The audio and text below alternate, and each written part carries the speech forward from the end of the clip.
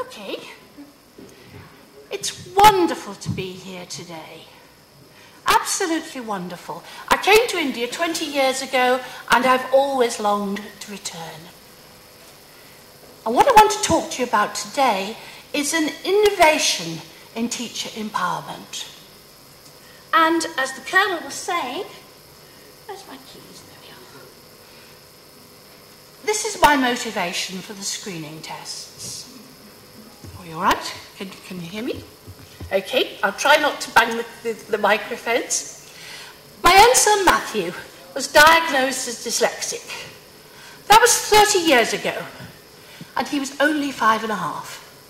And it completely changed my life, not just personally, but also academically, because I went to university to do my first degree at the age of 40, and then I stayed on to do my PhD and eventually became a professor. So what did I want to do? Well, something small. I wanted to change the world for dyslexics of all ages.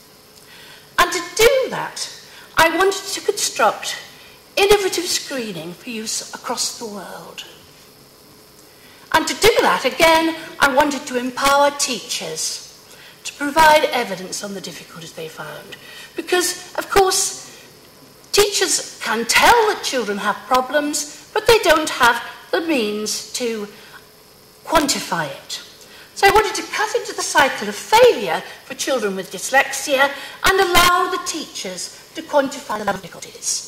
So they could say, this boy has some difficulty, but that boy is absolutely terrible, and we must help him. And from that, we will have a profile of strengths and weaknesses.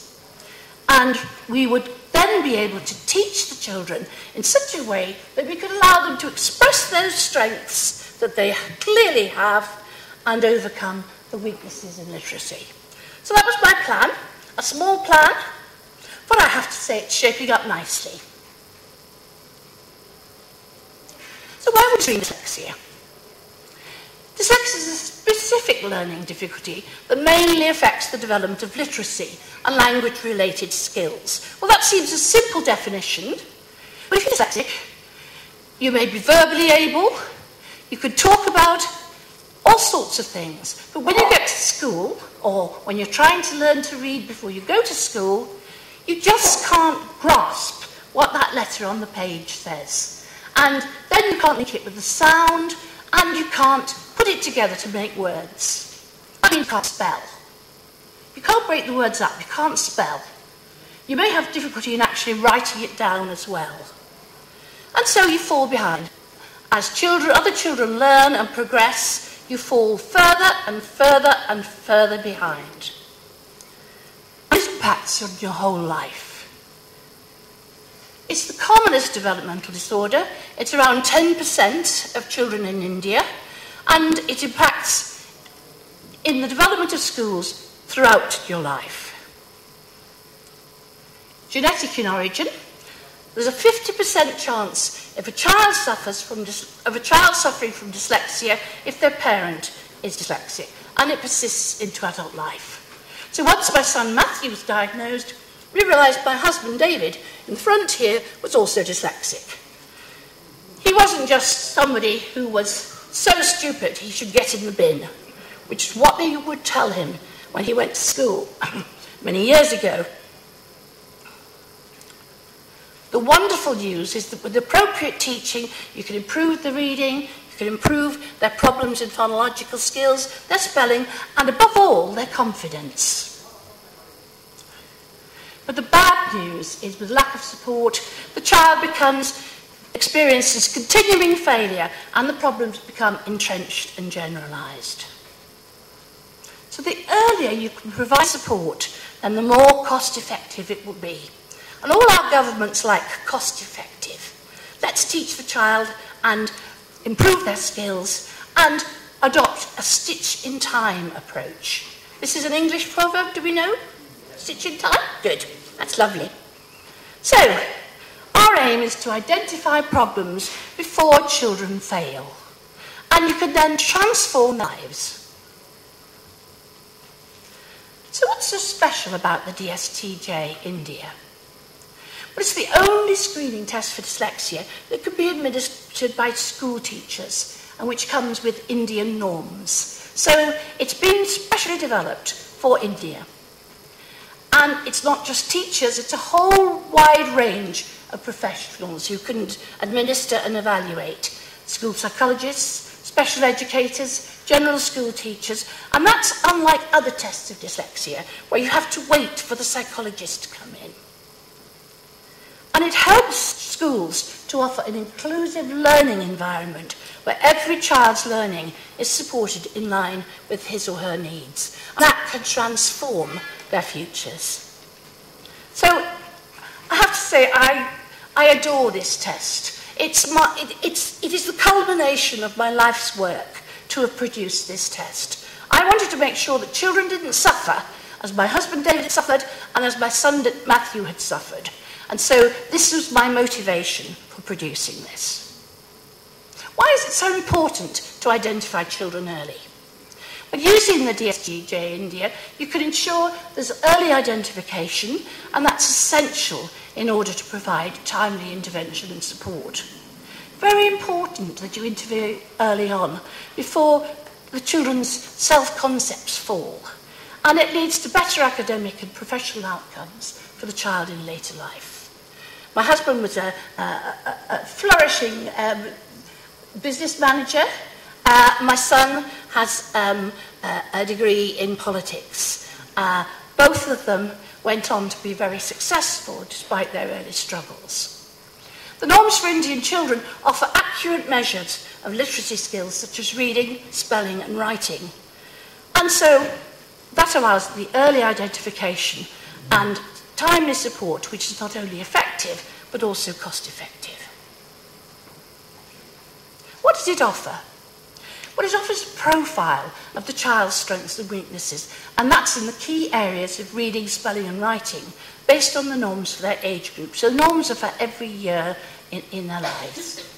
And the research and development was done over a period of 3 years.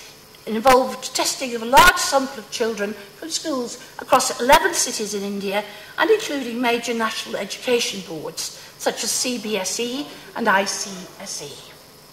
The DSTJ India was developed by Dr. Nitin Anand. Is he in the front there? He's the Senior Product Development Leader at Pearson's. And it facilitates the development of support in school in order to help the children to learn better. Okay, I told you my eyes were bad. So what's the current situation for dyslexia in India? Well, there's some wonderful work in Mumbai, and the wonderful film that the Colonel referred to earlier, one that made you cry to see the way that boy struggled. But at the moment, only a few state boards give academic concessions to students who are dyslexic, and the national boards haven't yet made it mandatory for schools to support dyslexic children with special educational needs. But not only that, most BEd courses, the teacher training courses, don't include dyslexia. Mind you, neither do they in the UK, and there are few specialist teachers. Most dyslexic children in India don't get diagnosed until they're age 11, although the teachers and the parents have known since the children were 5, when they began to struggle with reading, that they had problems.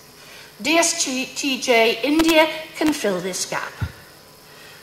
The good news, I think, for India is that there can be a striking 22% improvement in scores in children who've been diagnosed who receive exam provisions. And that's work by Kulkarni et al. In 2006. So you can take a child who's failing and you can turn them into a successful child if you recognise their dyslexia and give them provision in examinations. And we really want this to be something which is spread across India. Let me tell you a little bit about the test. It has a number of tests, many of them to do with cognitive or phonological or speed issues, and also a couple which deal with motor issues, bead threading and postural stability. It's a 30-minute test, It's designed to be used and interpreted by teachers and associated professionals. For many tests like this, you can do the test and then you have to send it to a psychologist who'll say, this is what it means. This one allows you to actually see yourself what it's all about. Unlike most tests, it emphasises fluency, the speed of the reading, the speed of the spelling, as well as the accuracy. And as the Colonel said, children these days have no attention span, so it's great because they're 1 minute, 2 minute and 3 minute tests. There are separate norms for each year, and delivering the test allows a teacher to see just how a child works and to develop the profile. You can see whether the child is anxious, you can see what their attention is like, you can see how they deal with that sort of situation. And you could retest the child after 6 months and then maintain longitudinal scores in Excel. And we're going to be preparing a template of the Pearsons to actually help the teachers to develop a reporting system. So it's hot off the press, launched last month. Here are some of the motor skills and postural stability tests. This is one which is very different. It's a test of cerebellar function. Cerebellum is part of the brain, and it allows people to learn very efficiently. And I will show you the equipment in a minute. So you have a push to the back, gentle push, with a postural stability tester, and it works by sliding.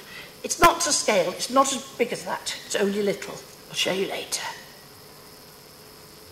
And you can score a child for how wobbly they are when they're given that gentle push. It's a standard test of cerebellar function, and the scores go from up to 6. And there's also tests of bead threading and writing, which measure fluency and dexterity. Here are the examples of fluency in reading, spelling and language. The DST 1 minute reading, you read down the page, simple words, fast as you can, you say pass if you don't know the word. It's not about agonising over the word, it's doing it as quickly as you can. So words like this, and you see an adult can read about 120 in a minute. Look at phonological skills, key to literacy, can you segment? So something like, say steak, say it again without the stir. So that's ache. Okay. A nonsense word passage, this is where you have words which don't make any sense, and the child can only read them by breaking them down into the sounds. This is for little ones, 6.5 plus, and it's one day a mib fell into the feg. He was so suppunted that he cried. And so the child can only read that by actually recognising the letters and putting them together. Scored for time and accuracy, and you get the time bonus and penalties. It's also speeded spelling. How many words can you spell to dictation in 2 minutes? So don't agonise again, write down what you first think of, and we'll go on to the next one. And how many animals or words starting with an S can you think of in a minute? So it's all about how fast you can access your mental lexicon and how quickly you can think about writing and reading and spelling. And that's fun for the children. It's presented as a game and they enjoy it. There are a number of percentile scores. It allows you to identify high risk, those are children with really severe difficulties, 0 to 4th centile, moderate risk, 5th to 11th centile, and mild risk, which is the 12th to 22nd centile, then a big normal group with no risk, and then the above average group. So there are some children you'll identify as having particular strengths. And what you do is you overlay the norm sheet over the score sheet and count 1 mark for each minus, 0 for 0 or plus, you add them together and divide by 11. And it identifies mild risk, which is 0.6, risk, which is 0.9, and strong risk, which is 1.2. And then you can draw a profile, lovely profile, with strengths and weaknesses, so you can see where to address your teaching. So, I've been able to introduce to you an innovative new test, which I'm immensely proud of, as I say, the culmination of many years of research. And what do we need to do next? We've constructed these tests, and they're based on existing theoretical findings. All the things that people have said are associated with dyslexia, and they're for use in India. It empowers teachers for the first time to identify children with difficulties and gives a profile of strengths and weaknesses which you can use to inform your remediation. So what about policy? We hope that the DSTJ India will facilitate policy making that could eventually make it mandatory for children with dyslexia to be included in traditional classroom learning with adequate support and concessions across all states and national boards. So that is our dream. There's much still to be done, but we now have the tools to change the future for children in India. So for more information, here is a website at the bottom, www.dstjindia.com.